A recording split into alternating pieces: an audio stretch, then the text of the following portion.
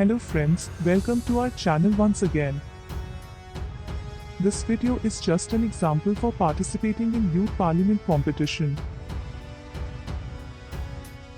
We are very thankful to Kvian for this video. In the beginning, first let me tell you what is Youth Parliament and why this type of competition is conducted. National Youth Parliament session is conducted by Ministry of Parliament Affairs in association with Kendriya Vidyalaya Sangathan. Youth Parliament is conducted to create an awareness among the students about the parliamentary procedures. How question is asked, how the ministers are giving answers to the questions, what are the list of items, how a law is made. So now let's watch this video of Youth Parliament competition.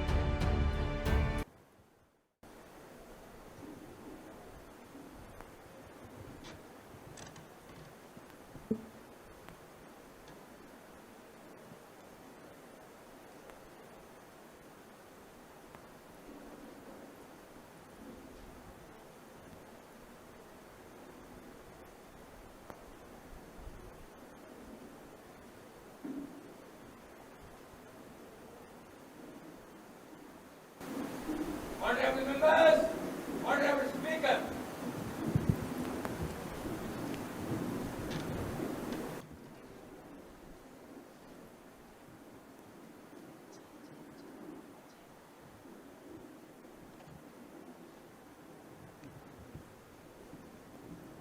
Honorable members, a very good morning to all of you, and I welcome you all to the 33rd Regional Youth Parliament session, and I hope this session will be fruitful. We begin today's session with the oath of affirmation of our newly elected members. Secretary General, please.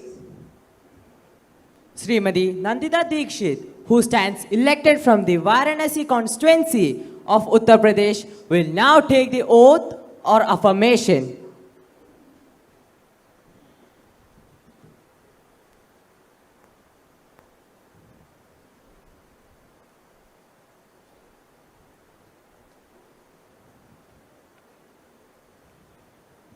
Madam, do you want to take the oath or affirmation? Oath, please. In which language would you like to take the oath? In Sanskrit, please.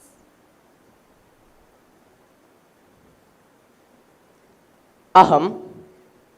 Aham, Nandita Dikshit, लोकसभायाः सदस्यत्वेन निर्वाचिता निश्चयेन परमेश्वरस्य नाम्ना शपे यदहं विधिना स्थापितं भारतस्य संविधानं प्रति सत्यां श्रद्धां निष्ठां च धारयिष्ये यदहं भारतस्य सम्पूर्णं प्रभुत्वं सम्पन्नताम् अखण्डतां च रक्षयिष्यामि तथा यत्पदं गृहीतुम् अहम् उद्यतोऽस्मि तस्य कर्तव्यानि श्रद्धापूर्वकं निर्वक्ष्यामि.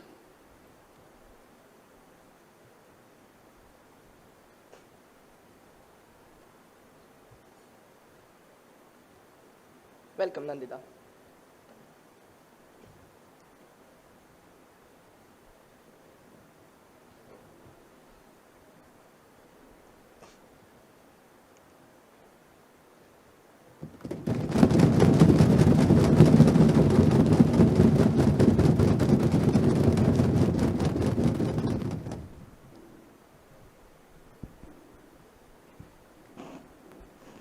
Honorable members, as we meet today, it is my sad duty to inform the House the demise of our former colleague, Shri Vikas Raj.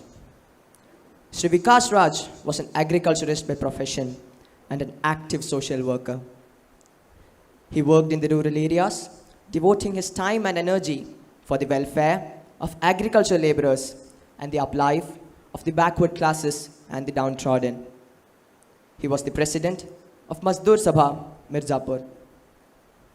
An able parliamentarian and an effective orator, he took keen interest in the proceedings of the House. He passed away at New Delhi on 30th July 2022 at the age of 45. Sir, I rise to pay my tributes to Sri Vikas Raj, whose death is being deeply mourned by all.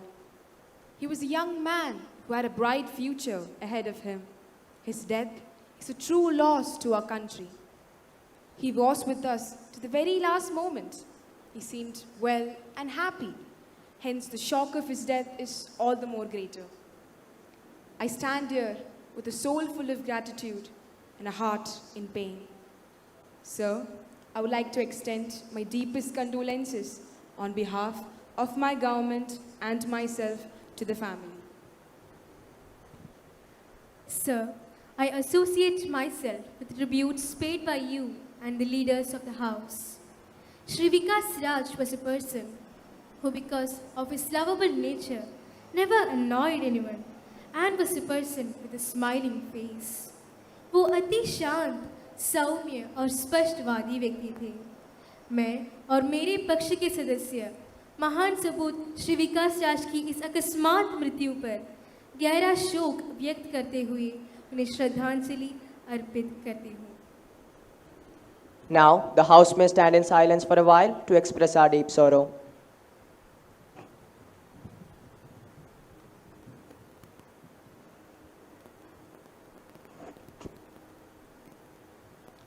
Secretary General may convey the message of condolences to the bereaved family. Yes, sir. Prime Minister to introduce new ministers.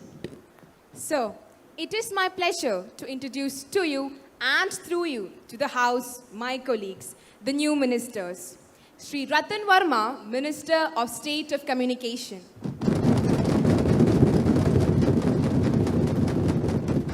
Srimati Neha Datta, Minister of Irrigation.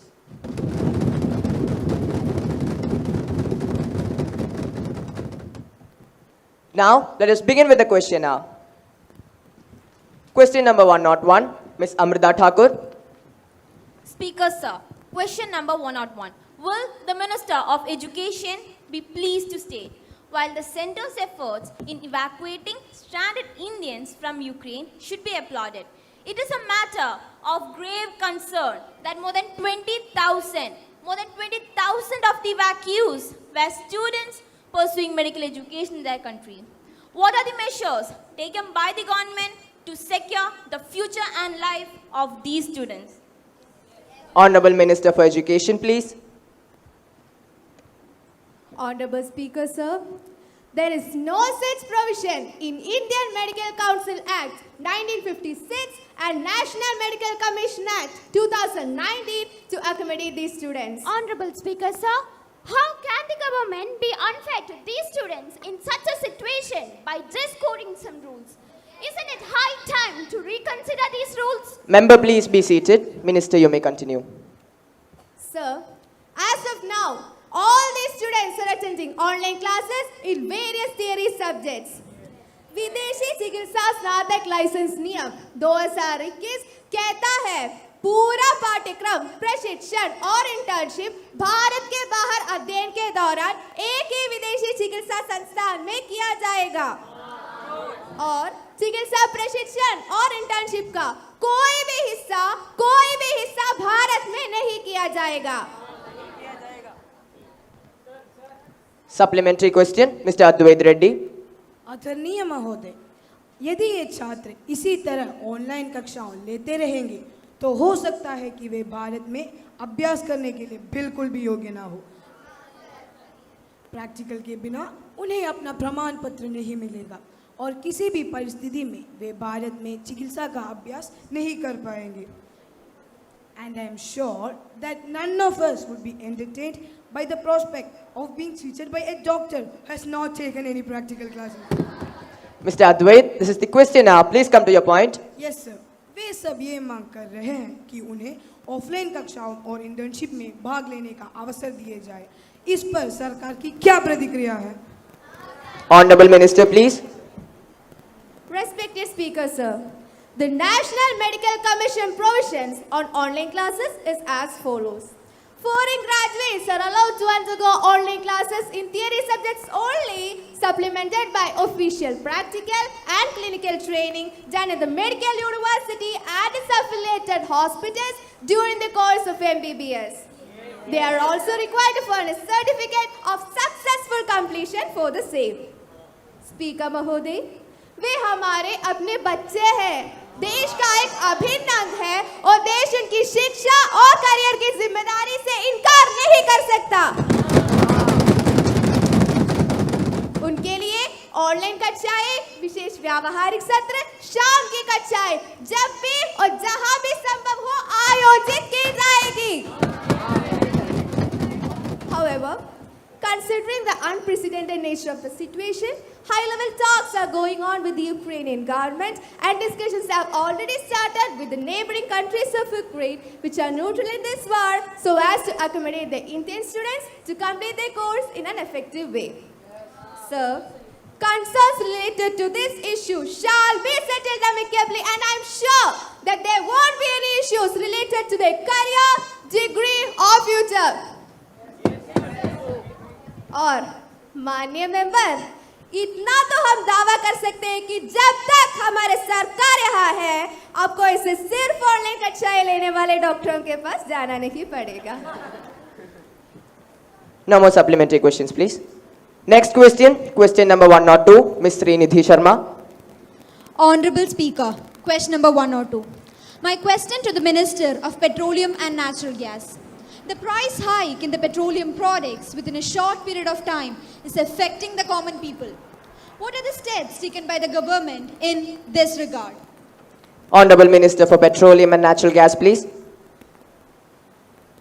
Honorable Speaker, sir, the price of fuel in India is directly related to the price of crude oil in the international market. 80% of our fuel is imported, which means that a global rise in the price directly translates to a similar price hike here. In 2020-21, the price of crude oil crashed in Saudi Arabia, the major producer, and they damped their production by 10 lakh barrels per day in an effort to cut their losses and bring the prices up. This resulted in a price stability back then. Now, however, the war in Ukraine has led to a disruption in the global supply chain, resulting in a global price hike and a corresponding price hike here. However, that certainly does not mean that government is not doing anything. We have cut the excise duties on petrol and diesel to rupees 8 and to rupees 6 per litre respectively as part of our efforts to minimize the burden of price hike on the common man. In fact, I think that I can allow myself to say that we have handled this situation pretty well. Of course, cooperation from the states is also needed to further bring down the prices of crude oil. Supplementary question, Ms. Nakshatra. Honorable Speaker, sir, I'd like to know whether the government has taken any steps regarding the switching of petroleum from the non-GST list to the GST list. If so, what would be its effect on the gross national income? Sir, may I please answer to this question? Yes, Honorable Minister for Finance, please. Sir, while I cannot deny the beneficial effect of bringing fuel under the GST ambit, I would like to point out that it would also result in a very significant loss of revenue of rupees 2 lakh crore from the treasury of both the centre and state. A burden that would inevitably pass on to the common people. As such, now we have no plan to bring petrol and diesel under the ambit of GST, at least for the present. No more supplementary questions, please.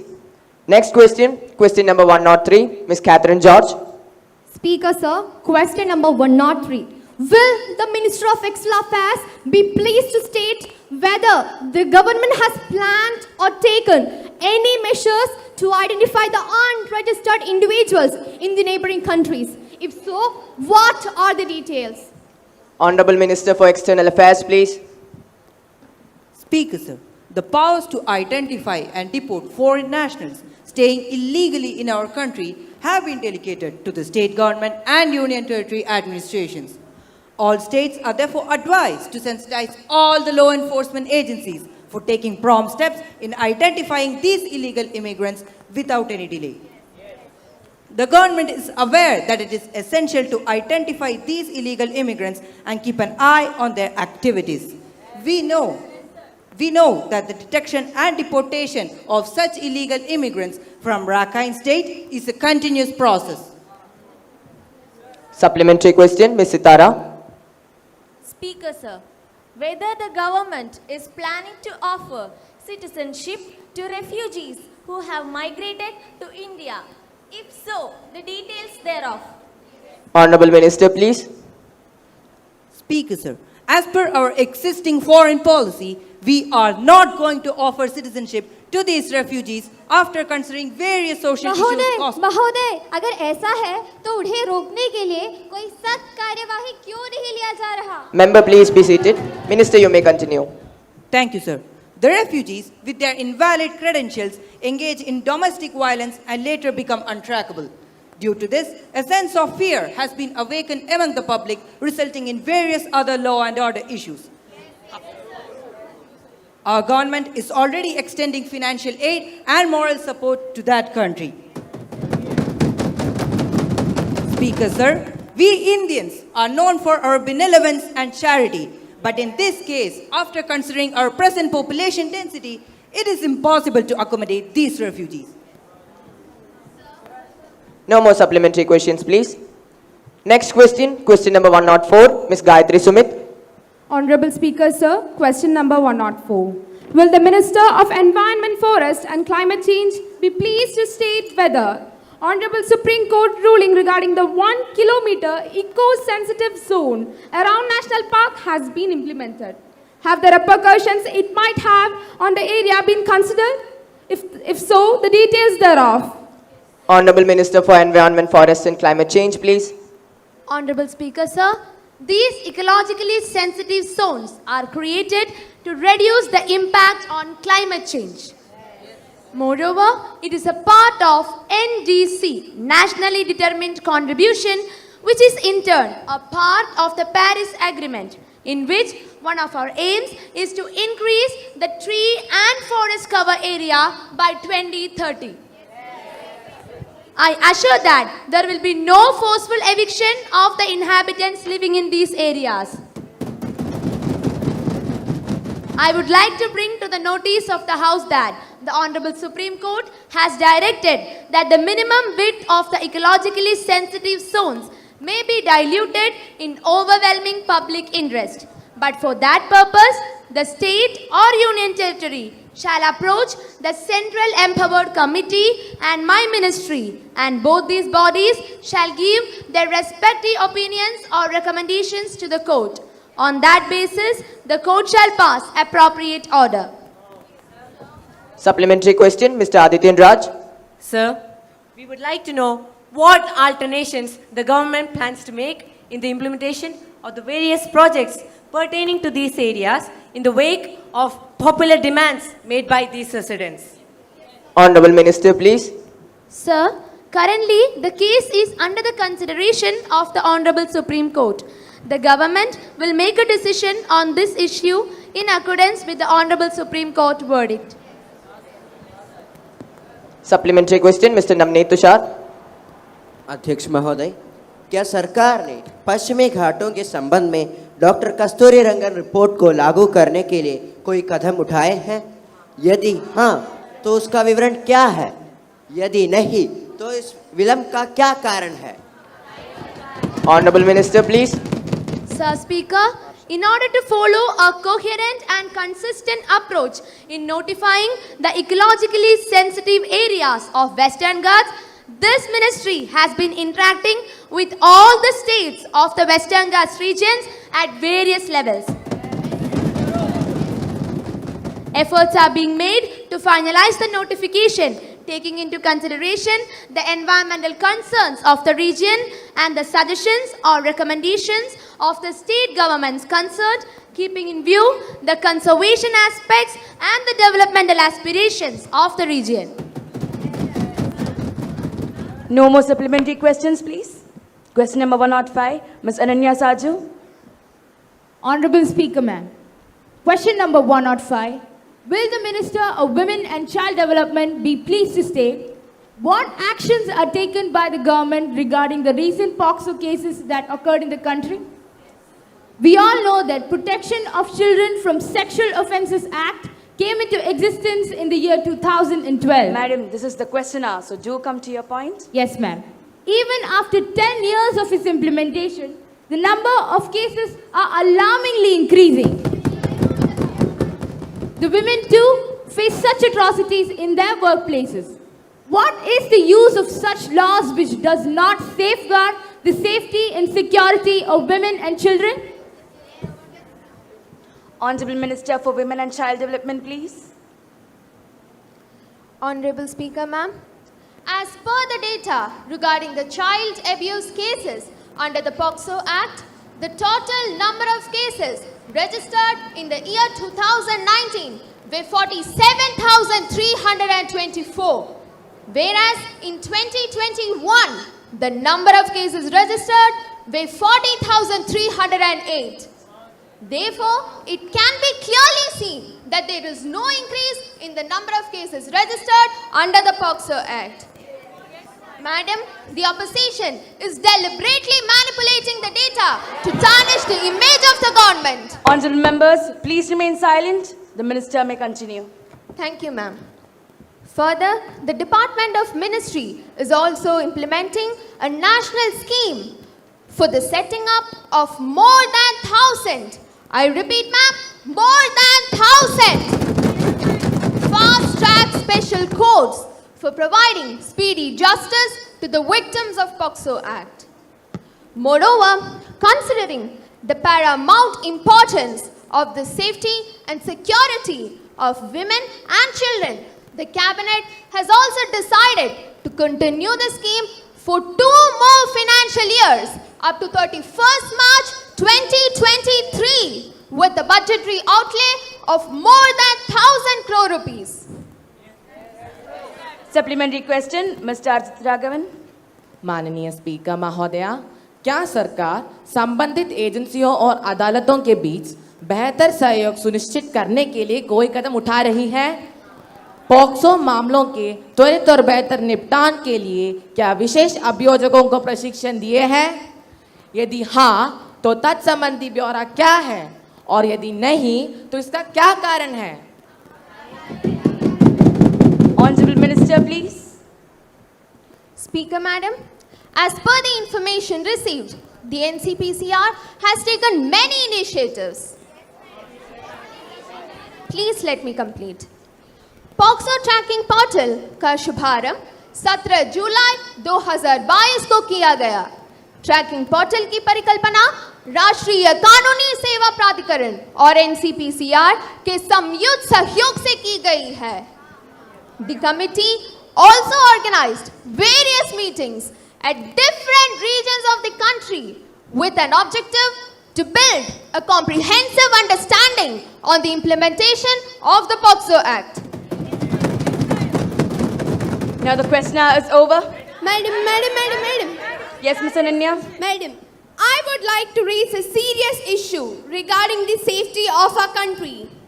A foreign ship from our neighboring country visited the Hambantota port of Sri Lanka, and this visit was a threat to India's security. Many nations have cautioned us regarding this visit. The well-equipped ship will be there in the Indian Ocean for a few more months. It's believed that the ship's aim is to collect various security data. No doubt, the visit of the ship has escalated tension in the Indian peninsula. World security experts have also looked at this matter with great concern. Ma'am, the common people of our country have panicked after seeing the news about the ship, and we feel insecure.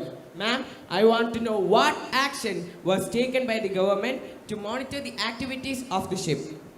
Ma'am, I seriously doubt whether the government has approached this breach of security with the gravity that it deserves. I would like the government to tell us frankly, does India have a reason to be worried? Ma'am. Yes, Ms. Ananya. Honorable Speaker, I would like to draw the attention of the House towards the Agnipat scheme. Why is the government so reluctant to have an open debate on this matter? How does the government plan to ensure social and financial securities when the recruits have already completed their tenure? Even an elected government has 5 years tenure, ma'am. What about the effectiveness of their training?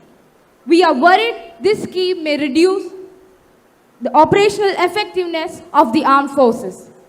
Madam Speaker, the government is aware of the situation. We are collecting the information of the issue, and the ministers concerned will answer the question in the next meeting. Honourable members, several MPs have given breach of privilege notice against the editor of News Daily Jwala. Sriman Arjun Rao can bring this to the notice of the House. The member may speak. Honorable Speaker, Madam, the editor of the newspaper Jwala has used derogatory and defamatory language against the members of the parliament, attributing motives to a decision taken in the parliament.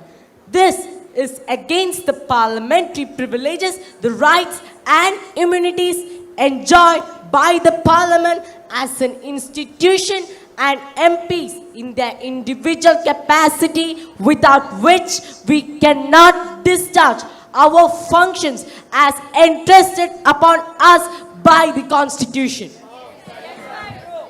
The House just holds the editor guilty of breach of privilege. However, instead of recommending punishment, the House saves its own dignity by not giving undue importance to such irresponsible articles. They are published for cheap publicity and thus deserve no further discussions. Honourable members, I have an announcement to make. On my own behalf of the honourable members of the House, I have a great pleasure in extending our warm welcome to His Excellency Mr. Hiroyuki Hoshida, Speaker of the Japanese Parliament, and other honourable members of the Japanese parliamentary delegation who are on a visit to India as our honoured guests. The other honourable members are Mrs. Takaka Odoi, Deputy Speaker, Mr. Hirotaka Akamatsu, also Deputy Speaker. It is a very high-powered delegation. The delegation arrived on Monday, 29th August 2022. They are now seated in the special box. We wish them a happy and fruitful stay in our country. And we also convey our warm greetings and very best wishes through them to the Emperor, the Prime Minister, the Parliament, the government, and the friendly people of Japan.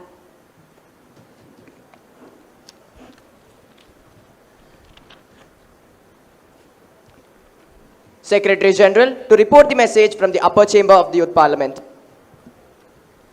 Sir, I have to report the following message received from the Secretary of the Upper Chamber of the Youth Parliament.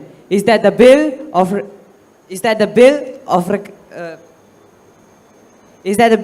regulation of sports bodies 2022, which was passed by the Upper Chamber of the Youth Parliament. Secretary General, to lay on the table a copy of the bill as passed by the upper chamber of the Youth Parliament. Sir, I lay on the table of the House the bill of regulation of sports bodies 2022 as passed by the upper chamber. Secretary General, to lay the papers on the table. Sir? Yes, sir. Honorable Minister of Water Resources, to lay the papers on the table. Sir Speaker, may I be permitted to lay on the table a copy of the following papers, Hindi and English version of the Ministry of Water Resources. Yes, please. Annual Report of the National Water Development Agency, New Delhi, for the year 2021-22 and the National Committee on Dam Safety Rules 2022, published in notification number GSR 134 in Gazette of India, dated 17th February 2022.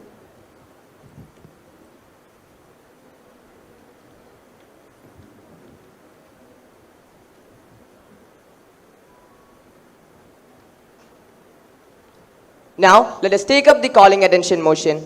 I request Ms. Vishnupriya, Ms. Sanuja and Ms. Gayatri to call the attention of the Minister of Health and Family Welfare. Ms. Vishnupriya, please.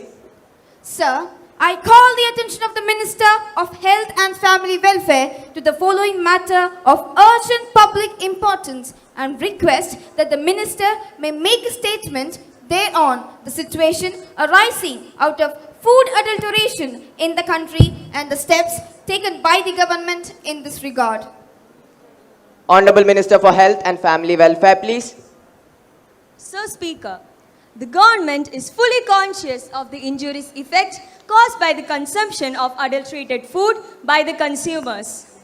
The Food Safety and Standards Act 2006 consolidated the laws related to food and established the Food Safety and Standards Authority of India, the FSSAI, for laying down science-based standards for articles of food and to regulate their manufacture, sale and import, distribution, storage, and to ensure the availability of safe and wholesome food for human consumption.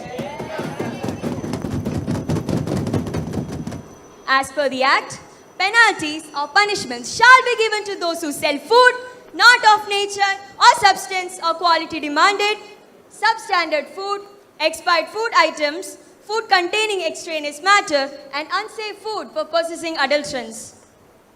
To keep food adulteration in check, regular surveillance, monitoring and sampling of food products is being undertaken by the government. Sir, to check the quality of food items like milk, grain, dairy products, fruits, vegetables, etc., an online platform had been developed by the FSSAI by the name of DART. The Food Safety and Standards Regulation 2011 prescribes limits for pesticide residues, naturally occurring toxic substances and metal contaminants. The government had also revised the punishment set aside for milk adulteration, which is now life imprisonment and a fine of rupees 10 lakh. As per the Food Safety Act 2019, deception in the cases of labeling, packaging and misleading advertisement is a serious offence and strict action shall be taken in these cases. Ms. Vishnupriya, please. Sir, I would like to begin with the quote of Swami Vivekananda, which says, "Brave, bold men and women, these are what we want. What we want is vigor in the blood, strength in the nerves, iron muscles and nerves of steel. Avoid all these, avoid all misery." Unquote. These qualities envisaged by him to construct a strong nation will be a far-fetched idea if we do not curb to menace food adulteration. If we leave food adulteration unchecked, we are bound to lose lives more than any war. The adulterated items include oil, milk and even water. It is ironic that a flourishing country like ours finds tourists carrying bottled water when they visit us. It has been stated that the milk obtained from hormone-injected cows induces risk to a variety of cancers when consumed by humans. Sir, it is equally harmful for both human and cattle alike, and it is sad to note that this trend is being seen all around the country. Another major threat in the country is resistance to antibiotics. The presence of antibiotics residues in honey, meat, poultry and egg products consumed can produce the resistance in the bacterial population in the human body, and it makes infections for treatments fairly difficult. If this continues, sir, we will not have any frontline medicine. No frontline medicine to treat basic diseases like typhoid, like malaria and other common fevers. The latest one reported in the country, a new disease called IBS, that is inflammatory bowel syndrome. Ms. Gayatri Yadav, please. Speaker, sir, another hurdle that I would like to bring to the notice of the House is the unregulated use of pesticides. Studies reveal that pesticides cause birth defects, nerve damage and various cancer, mostly among the rural folks, as they remain unaware of these hazards. A recent study conducted by researchers in Rajasthan University has shown that there are high alarming levels of organochloride pesticides in the blood and milk of lactating mothers. This is a matter of grave concern as mother's milk is a gift to us from God. I would like to cite an example of my native village, Periodica. 20 years ago, there was only one cancer patient in my village. But now, in a population of 1,000, 50 people are suffering from cancer. 50 out of 1,000. Most of them are unable to afford a proper treatment.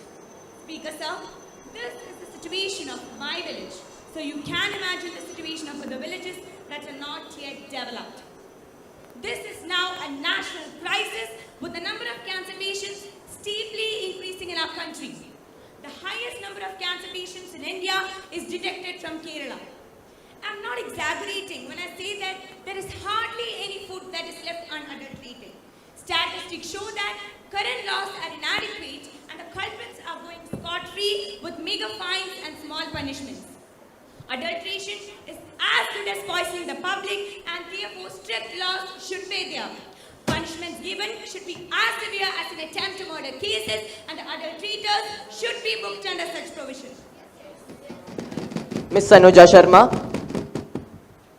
आदरणीय महोदय, चाहे दूध हो, चाय हो, फल हो या सब्जी, सब चीज में मिलावट का बोलबाला है। बड़े बुजुर्ग कह के गए हैं, आहार शुद्धो ही सत्व शुद्धो दुर्वास्मृति।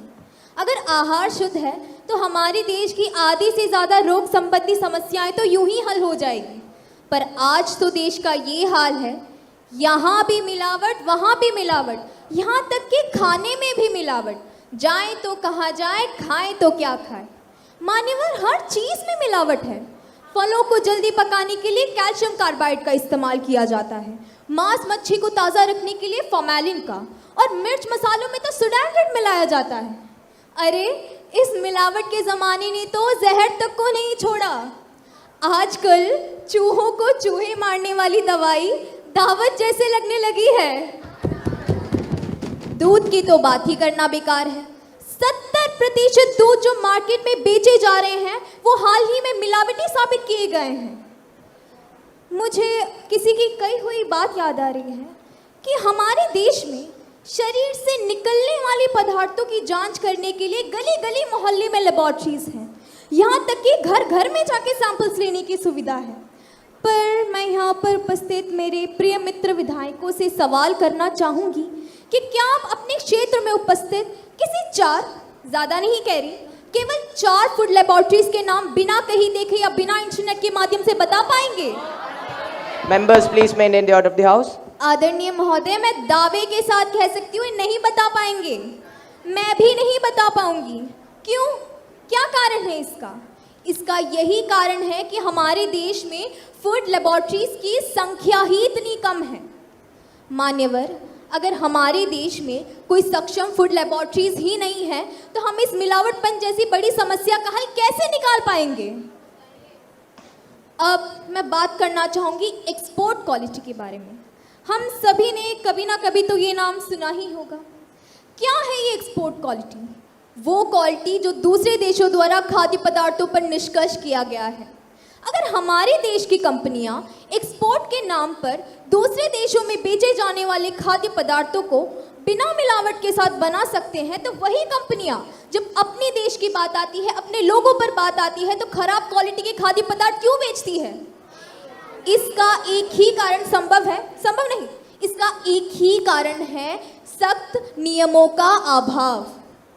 माननीय महोदय, जनता का ये पूरा हक बनता है कि वो बिना मिलावट वाले खाद्य पदार्थों का सेवन करें, और इस हक को लोगों तक पहुंचाने की पूरी की पूरी जिम्मेदारी सरकार की ही है। Yes, Miss Vishnupriya. Sir, within the last 3 months, 9 cases of death due to the consumption of adulterated food items have been reported in the country. अगर यही हाल होगा तो शासन करने के लिए प्रधानमंत्री जी सिर्फ आप ही होंगे, प्रजा तो नहीं रहेगी। Honorable Prime Minister, please. Speaker sir, food adulteration के खिलाफ हमने कार्रवाई की है, इसीलिए ये सिर्फ 9 मामले तक रुक गई है। अगर हमने उचित समय पर कार्रवाई न की होती तो ये मामला और भी गंभीर हो सकता था। खाद्य सुरक्षा के लिए हमारे सरकार ने उचित समय पर एक उचित प्रभावी दल की आयोजना की है। माननीय मेंबर, आपने खाद्य की एक्सपोर्ट क्वालिटी के बारे में कुछ बात की थी। वो सुनकर मुझे बड़ा दुख हुआ, क्योंकि भारत मेरा परिवार है। कोई अपने परिवार के साथ ऐसा व्यवहार करेगा? यहाँ बात खाद्य पदार्थ की गुणवत्ता की नहीं, आपकी सोच बदलने की आवश्यकता की है। मान्यवर, लगता है गणित में आप माहिर हो, पर मुझे ये समझ नहीं आ रहा कि करोड़ों लोगों में से सिर्फ मैं ही जिंदा कैसे रहूंगी। उतनी भी भाग्यशाली नहीं हूं मैं। कम से कम आपने तो मेरी लंबी उम्र की आशा तो की, उसकी मैं हमेशा आभारी रहूंगी। Honorable Minister for Health and Family Welfare, please. Speaker sir, अभी कॉलिंग अटेंशन मोशन में माननीय सदस्य द्वारा जो चिंता जाहिर की है उसका सही रूप में निवारण किया जाएगा। उसके लिए हमारी सरकार कार्यक्षम भी है और कार्यरत भी है।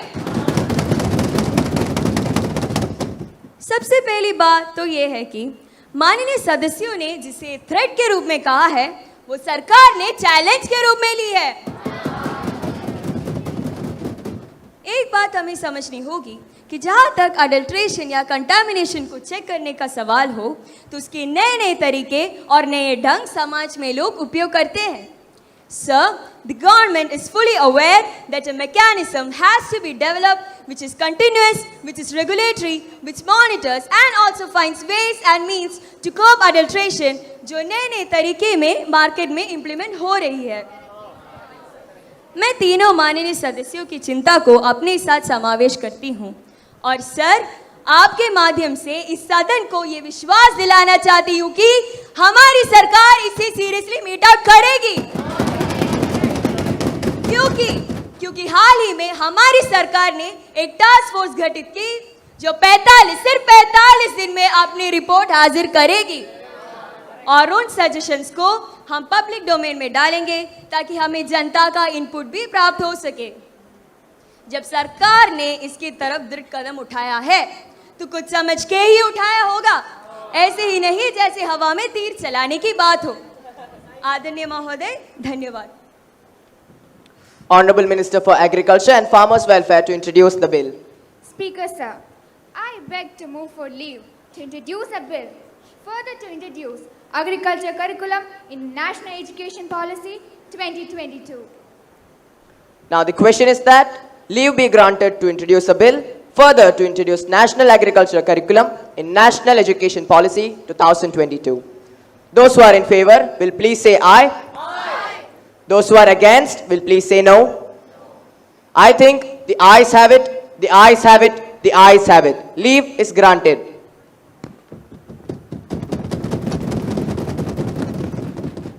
Sir, I introduce the bill. Now, the House will take up the consideration of the Right to Work Act 2022. Honorable Minister for Labour and Employment, please.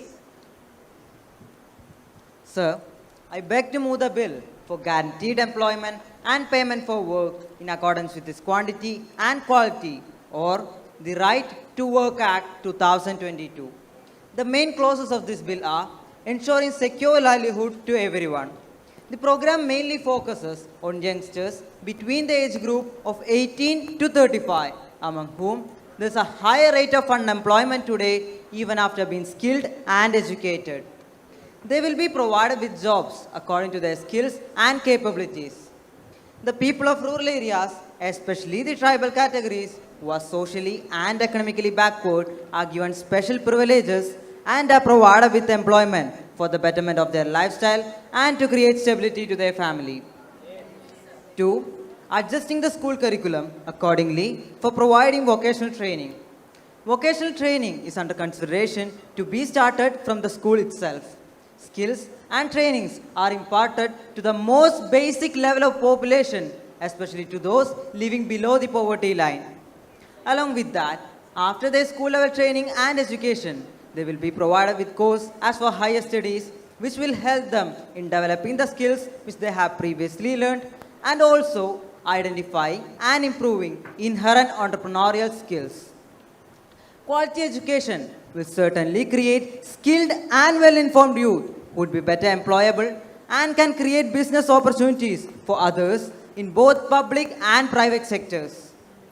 After their training and skill development, The government will help those people who wish to begin a new startup by providing financial and technical assistance, making this policy a part of government's Make in India scheme. The third provision is the benefits of overall development. Apart from providing economic security, it can help in protecting the environment, empowering women, reducing the rural-urban migration, and fostering social equity among others. Sir, the fourth provision is the raising of funds. The fund for this program will be raised by both central and state governments. 75% of the fund will be raised by the central government and the rest 25% will be raised and bring by the state. An employment cess of 1.5% will be added in all union taxes. 0.3% of the next budget will be allotted for this scheme, and also 1% of the budget allotted to defense will be diverted for this. Sir, I am confident that every member of this House, irrespective of party affiliation, will wholeheartedly welcome this bill, and through it, we can all be a part of providing a better future to our youth and the development of our country. Sir, with these words, now I move that the Right to Work Bill 2022 be taken into consideration. Shriman Adarsh, what are your remarks on this bill? Sir Speaker, the Bill of Right to Work will contribute to the quality development of our country. Rise in employment opportunities will definitely be possible once the bill is passed. Those who have employment opportunities as befitting to their qualification and skills will have their own value in the society. Employment provides financial freedom and decision-making power. Apart from rise in employment opportunities and increase in standard of living for the citizens of India, the situation of brain drain can be immensely reduced. All of us are aware that India is losing the best of its brain to other countries due to lack of employment opportunities. Once the employment prospects look up, brain drain will get automatically reduced. The cream of India will serve for their own country in a better way, thereby contributing to the development of their motherland. Sir, let me point out that increase in employment opportunities will directly result in reduction in crime rate, creates a better living standards, thereby contributing to the development of our country. Thus, I strongly support the bill and request my fellow members to take this bill into consideration and make the right to work a fundamental right. Shriman Bhagat, what is your opinion on this bill? Sir Speaker, the introduced bill for consideration raises many queries for which the government is answerable. As we are aware, our country lacks funds for a project as big as this. Look before you leap is what I want to remind the government. We think the government is over ambitious about this project without taking into account the actual scenario. This project claims equal opportunities for all gender, class and creed, right? Imagine, you are speaking to the majority of women who are still in the shackles of social taboos and tradition. What about them? What about the transgenders? And where do they stand? Sir, we will not remain silent as our citizens are given false promises and guarantees without an actual plan. We are not against providing employment opportunities, but how will the government manage with the training and distribution of the skilled citizens and allotting them appropriate jobs according to their ability? How long will it take for the government in implementing the action plan? What assurance can the government give on job security for the youth? The scalability of this will differ from state to state depending upon the population density and other criteria. So what would be the role of state government in implementing this plan? We are not fools to fall into the deceptive promises of the government. We will raise questions and hold the government answerable. Opposition Leader, Ms. Archana Patel, please enlighten the House with your views. Speaker महोदय, मैं bill पर विचार के लिए bill के प्रस्ताव पर अपनी राय साझा करना चाहती हूँ। जैसा कि श्रम मंत्री ने सिर्फ दावा किया है कि भारत की पूरी युवाओं के लिए रोजगार के अवसर पर ध्यान केंद्रित किया गया है, लेकिन 18 से 35 वर्ष की आयु की युवाओं की संख्या बहुत ज़्यादा है और मेरी सवाल यह है कि इतनी बड़ी संख्या के लिए सरकार रोजगार कैसे सुनिश्चित कर सकते हैं? सरकार को ऐसे वादे और गारंटी देना बंद कर देना चाहिए जिन्हें वो पूरे ना कर सके. Their inability and incapability is being shown through every incomplete project they have ever introduced. It is high time that the government should realize their inefficiency being the ruling party. Sir, आज की स्थिति में ज़्यादा से ज़्यादा workforce private sector में ही तैनात है. उनको कोई जॉब सिक्योरिटी नहीं मिल रही है. आज की लेबर मार्केट में जो इनफॉर्मलाइजेशन चल रहा है वो दरअसल एक चिंताजनक मुद्दा है. Sir, this bill, if introduced, could deny the freedom of choice of employment and could also restrict the proper usage of the skills of the person. इन सबको ध्यान में रखते हुए ये बिल पास नहीं होना चाहिए. मैं ये दावा करती हूँ कि ये बिल विफल होने वाली एक और परियोजना है. Honorable Prime Minister, please. Speaker, sir, I strongly support the moving of the bill as it would be a major landmark in the development of our country. It is the youth aged between 18 to 35 who face the brunt of the lack of employment opportunities. I vehemently oppose the opposition's contention that we are moving headlong into the bill without giving it adequate consideration. Where there is a will, there is a way. कहा जाता है ढूंढने से तो भगवान भी मिल जाते हैं. Paucity of funds is not an issue at all, considering the fact that we can raise sufficient funds through cess. As far as wasting employment opportunities in women are considered, we are shocked to see the opposition taking such old-fashioned and gender-biased views. I seriously wonder whether we are in the 21st century or in the 18th century. I think we have come a long way, whereas the opposition are still stuck in the primitive times. If at all, women are reluctant to come forward due to their social or personal reasons, I think this is the most appropriate way of educating and liberating them. Speaker, sir, I would like to emphasize that our government is very much committed to providing equal employment opportunities to men, women and transgenders without any bias. Sir, I would like to conclude by reminding everyone in this house that there is a reason why our government is seated on this side while the opposition is seated on that side of the parliamentary house. Honorable Minister for Labour and Employment, please. Sir, I would like to remind the House that the rules and regulations outlined in the labour laws and welfare scheme are being executed well. And I can guarantee you that the same benefits would be extended to the additional workforce created by the implementation of this bill. The areas of concern raised by the honourable members of opposition have already been thought of and attended to. I am sure that the increase in demand in labour market will be addressed by the opportunities created in the ICT, tourism, hotel management, health and education sectors where India's potential has not been tapped to the fullest. Sir, I beg to state that this is a revolutionary leap for India, and I'm sure that with proper implementation, India will become an employment hub for global citizens. Now the question is that the Bill Right to Work Act 2022 be taken into consideration. Those who are in favor will please say aye. Aye. Those who are against will please say no. I think the ayes have it, the ayes have it, the ayes have it. The motion is adopted. Now the question is, clause 2 to 6 stands part of the bill. But there is an amendment in clause 5 by Shriman Bhagat. Sir, are you moving it? No, sir. In view of the reply given by the Honorable Prime Minister and the Minister for Labour and Employment, I am not pressing my amendment. Now the question is that the clause 2 to 6 stands part of the bill. Those who are in favor will please say aye. Aye. Those who are against will please say no. I think the ayes have it, the ayes have it, the ayes have it. The motion is adopted. Clause 2 to 6 stands part of the bill.